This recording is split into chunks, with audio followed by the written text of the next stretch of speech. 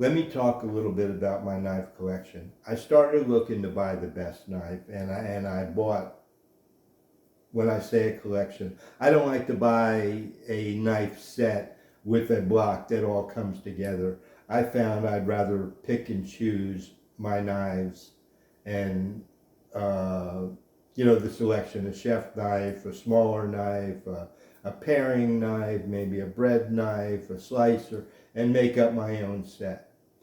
I was looking for the best knife, and I found real quick that there is no best knife, that it's all so personal and so subjective, that what you love to use and what I love to use may be totally different, but there are a ton of production knives out there that are very good.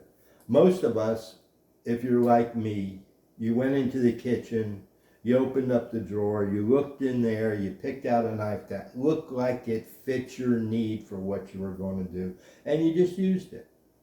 And if it was dull, you maybe tried to sharpen it, or you didn't use it anymore and went to another one because you knew it was sharper. And we just learned to use what we had. Well, it wasn't until we got a little older and we got a little independent and successful that we were able to choose a knife, to buy a purpose purchased knife, to be that knife that you always want to use. And what most of us did was we chose a knife we were familiar with because that's what we used growing up. Well, when I started looking to purchase knives, I wanted to purchase a good knife, and I went on the forums, and I went to, kitchen knife forum and knife forum and sharpening forums and whatever, looking for the best knife. And what I found were recommendations for a middle of the road price knife that was a good example, a good entry level knife for sharpeners. First introduction to Japanese chef knives. And the one name that came up all the time was Tohiro, Tohiro DP. And that was a good choice knife. They were moderate, middle of the road, decent steel, made well, and it was a good example of a Japanese chef knife. The steel was good, inexpensive, easy to sharpen. But what I did is I sharpened these brand new knives. I used them, took them out of the box, cut with them. They were fantastic. I loved them, and I wanted to sharpen them, and I sharpened them again and again and again because I was trying to practice sharpening knives. I was trying to sharpen sharp knives to make them sharper. And every time you sharpen a knife, you remove a little bit of steel. And I removed more steel, more steel. And what I was doing was I was taking a little bit off, and I'm moving that edge from where it's very thin down to where it gets thicker. And I ended up with some very sharp, stubby knives. And what I learned and what I took away from that couple years worth of collecting and buying and sharpening was that I was sharpening knives, chasing a feel, chasing a sharpened edge feel that I liked, that I wanted, but I didn't know whether it was any good because I had no basis for comparison.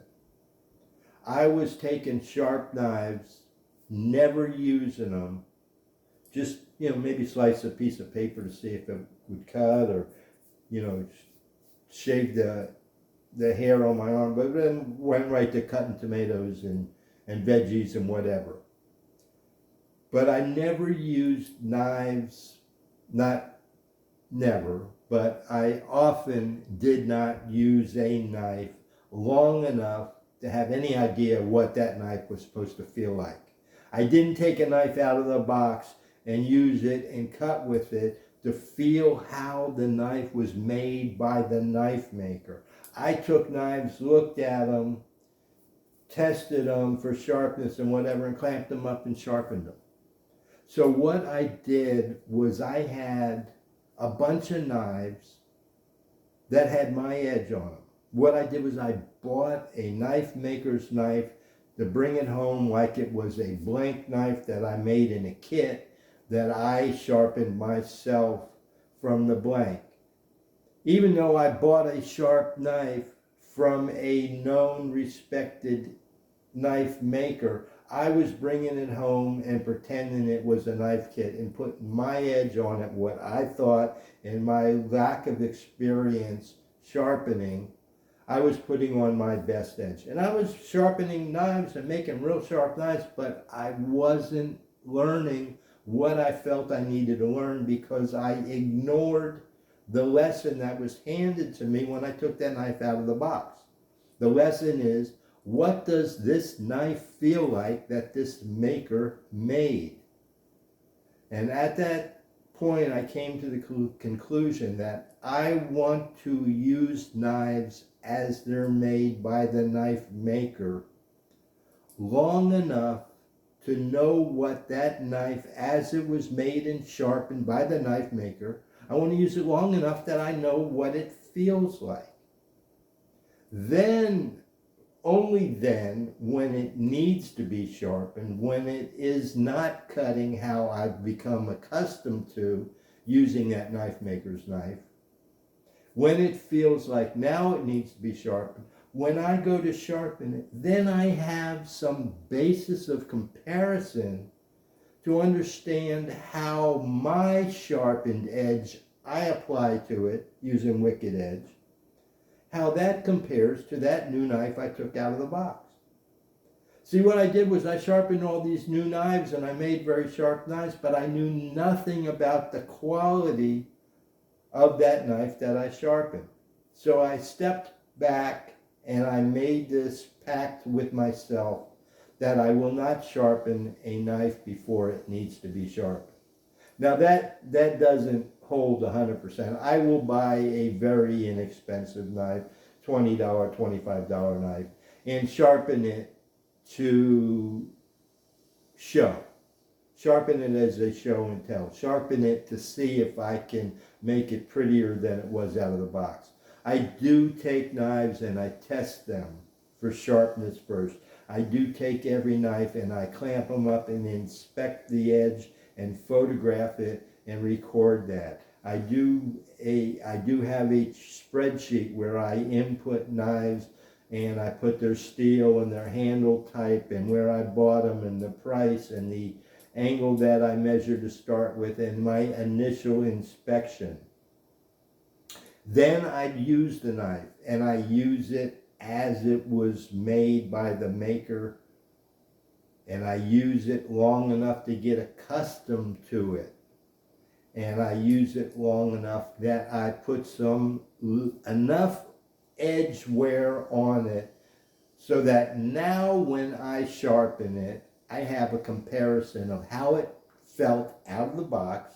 I used it enough to have an idea, and now I've dulled it enough to recognize that the knife isn't performing as well as when I got it, and now when I apply an edge, I have some basis for comparison.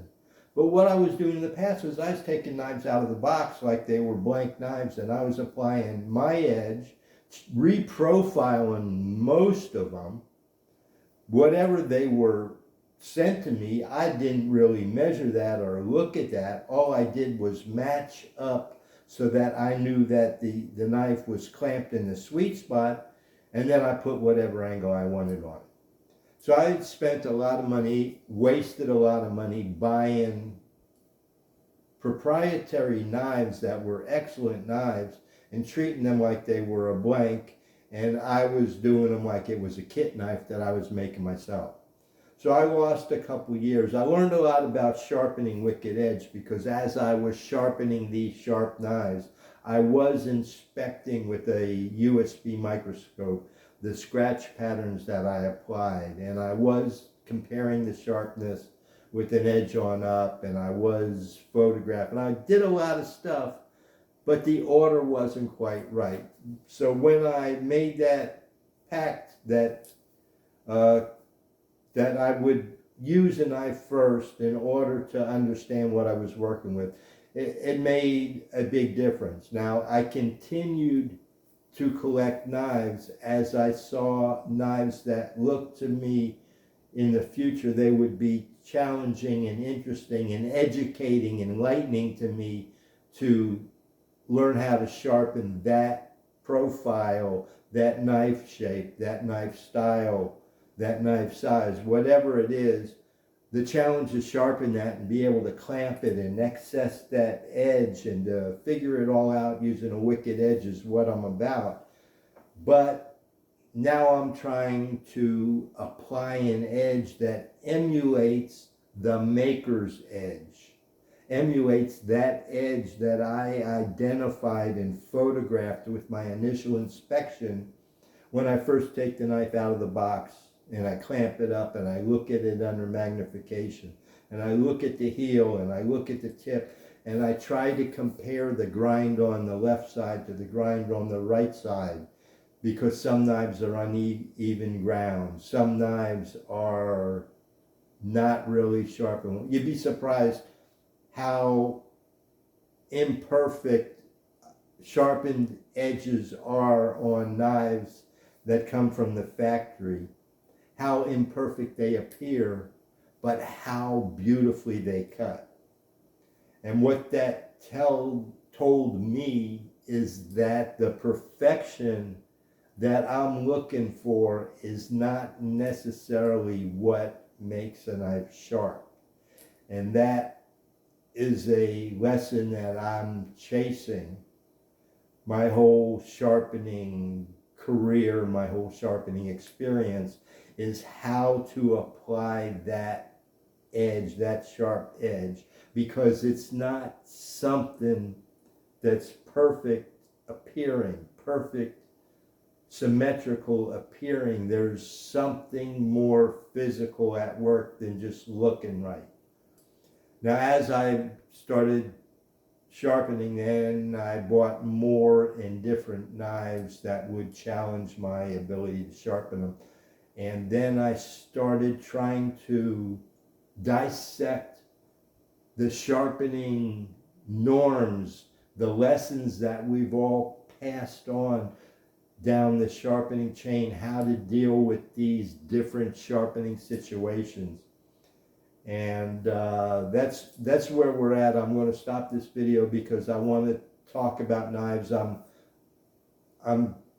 This is the rabbit hole. This is where I got with Wicked Edge, is that I learned how to sharpen knives very well, but I wasn't understanding what I was sharpening. There are so many different varieties of knife shapes and bevels and grinds and angles that it's not just a rule. There's not just a basis that you always do it that way. There's a lot to it. There's a lot of innuendo, a lot of finesse, a lot of different things that we're going to talk about in more of these knife talk on Sunday school. Thank you.